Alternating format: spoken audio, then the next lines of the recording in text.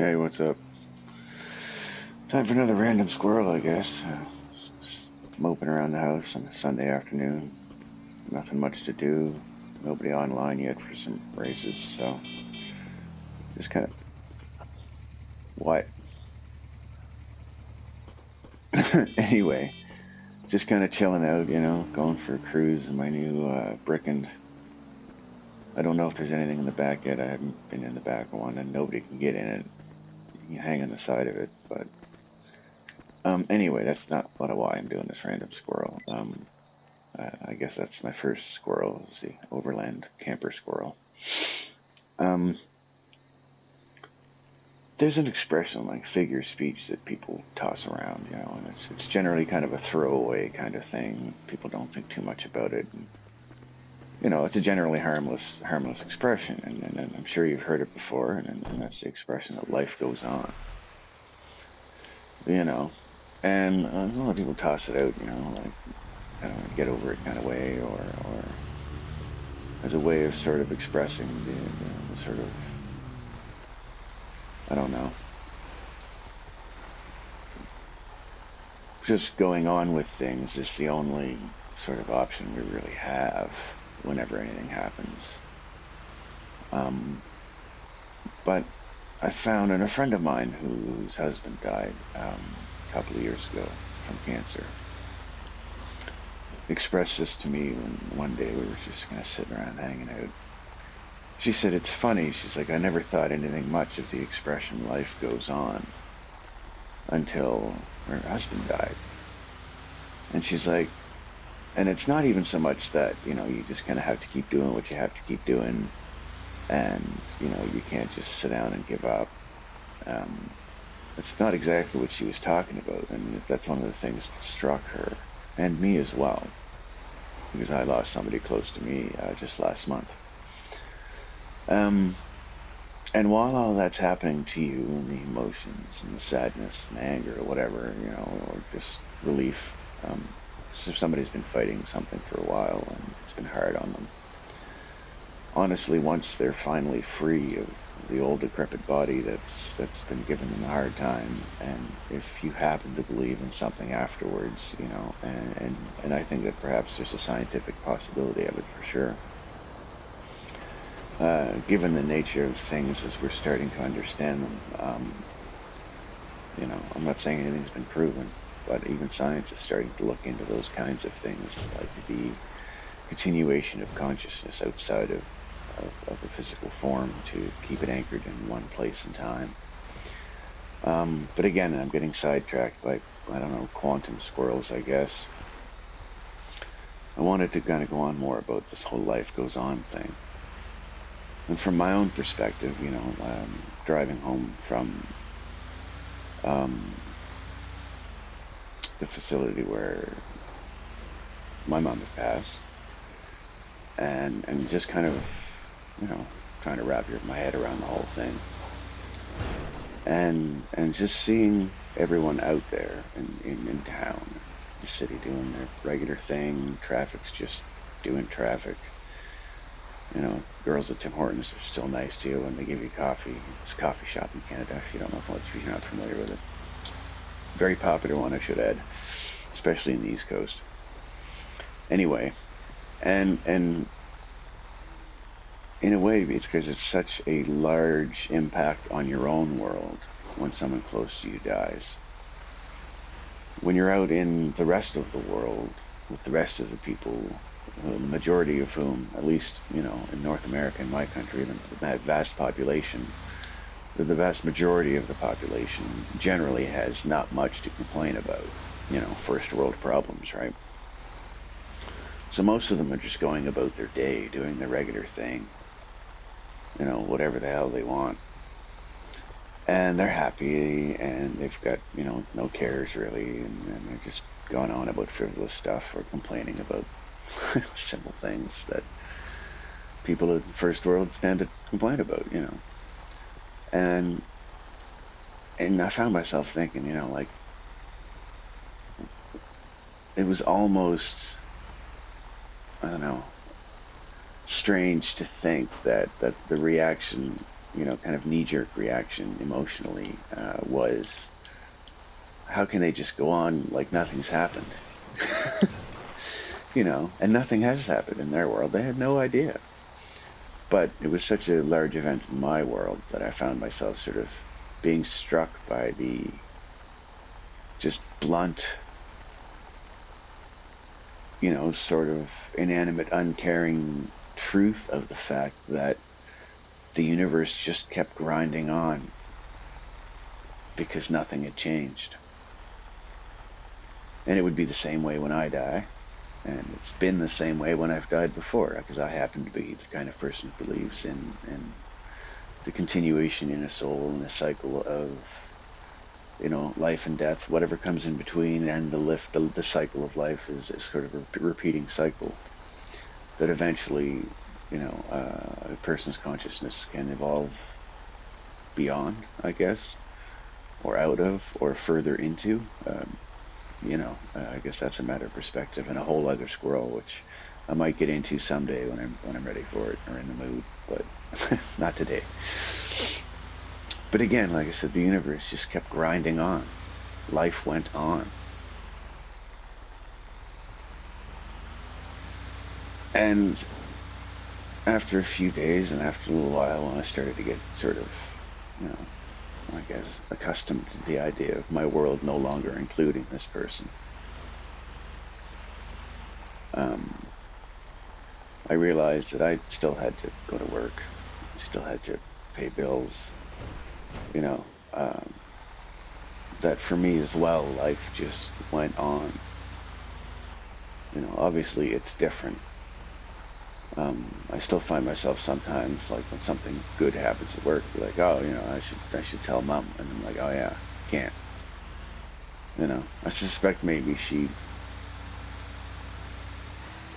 is still connected somehow and is more or less aware of my existence and can probably observe me when she feels like it, even though I may not have the capacity to observe her in return, because I'm seeing the world through, organic constructs called eyeballs, and they see the electromagnetic spectrum in only a particular wavelength. The atoms and molecules in the materials that make up my retinas are only interactive with certain wavelengths of the electromagnetic spectrum. And that's the only reason that I can't see things like ultraviolet, infrared, dead people, to kind of put it broadly and bluntly. And, I wonder what is perceivable when we move beyond the ability to require a physical form to keep our perspective consistent. Maybe I would just switch tracks onto kind of a different squirrel. And our bodies we seem to be linked to them as a consciousness. We seem to be anchored to them, to return to them when we dream, when we have experiences that perhaps take us out of ourselves, whether they be extreme physical experiences like a marathon or doing that whole Death Valley run, where people basically do a marathon through Death Valley. And I think that's just crazy, but I appreciate what people might get out of it, and why they would do it. It'd be the same reason somebody might fast for a long period of time, or take a large dose of, psilocybin mushrooms or LSD or something. There's always a danger associated with it. And if you just go into any of those things blindly, you'll probably kill yourself or, fuck yourself up somehow. Anyway, but I think that with enough, maybe life-death cycles, with enough experience, with enough lifetimes under a person's belt, their the string of memories, the collection of experiences, the perspective that they've held, looking out at the world from themselves for however many,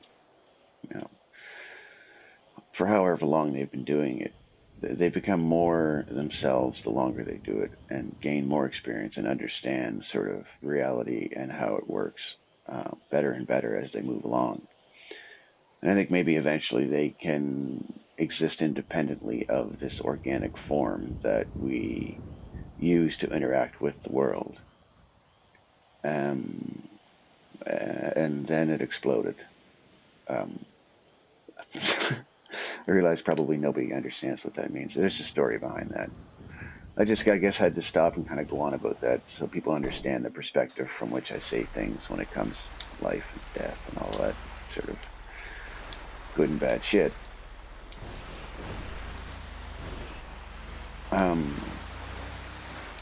I guess I've kind of wound down too. I just sort of had to say, kind of life goes on can be just a throwaway statement until you actually have to deal with something traumatic, like a death of a close person, or let's say you have an accident, you wind up suddenly you find yourself in a wheelchair. And for the first little bit, maybe you wonder, where the hell is everybody? Why don't I have somebody here with me, like, help me through this? Maybe everybody still has to go to their jobs and work Monday to Friday and take care of their kids and do all that other shit. So for those people as well, life goes on. And I'm sure they might think of whoever, is having troubles, and it's not that it escapes them. But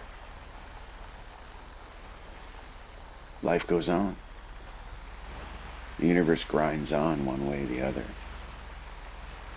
And it could seem depressing, and it could, cause, what's the expression, existential dread. People are like, well, shit,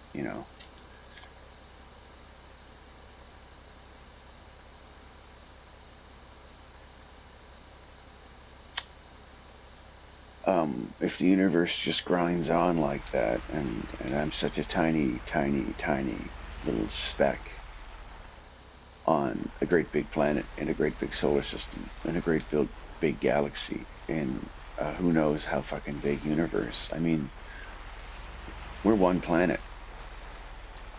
Each person on this planet is one out of 7 or 8 billion human beings, or at least people who exist in a human body.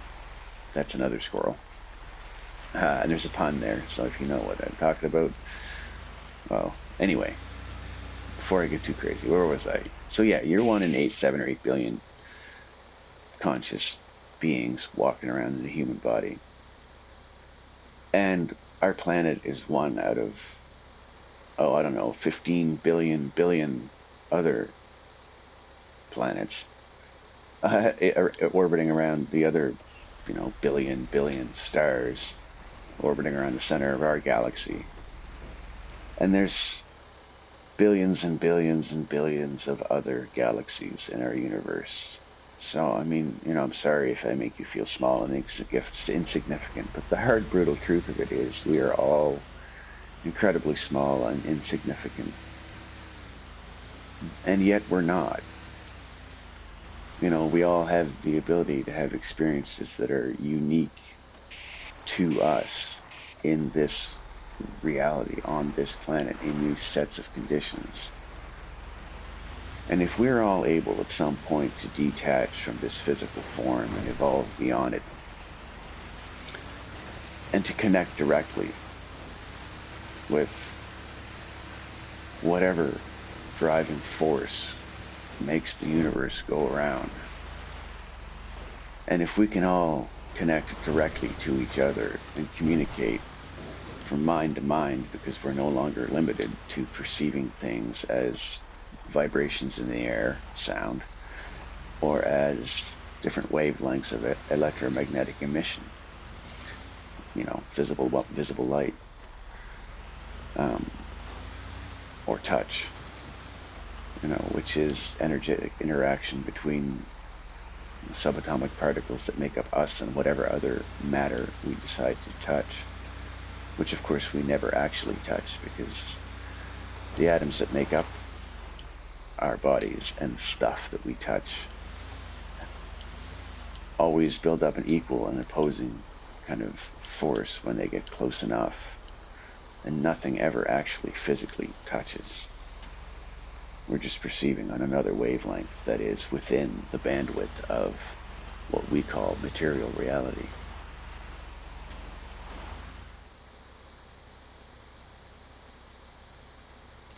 You know, that 15-minute time limit has a wonderful habit of always coming in the middle of a fucking statement.